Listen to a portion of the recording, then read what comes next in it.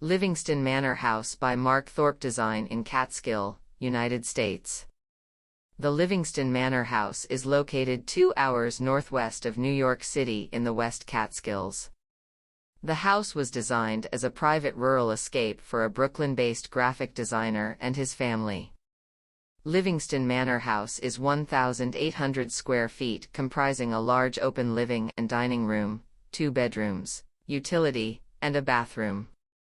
The home's distinguishing design feature is a deep triangulated cantilevered roofline engineered to float over the wrapping deck.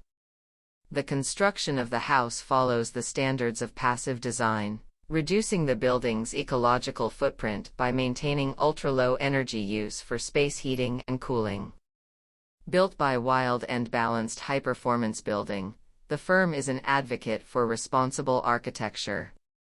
The firm describes its methodology as the following: one shouldn't get caught up in the term passive. Simply put, passive construction is the evolution of home building and renovations. It is an airtight, superinsulated, thermally broken structure that is then vented, ERV/HRV, continuously with filtered fresh air.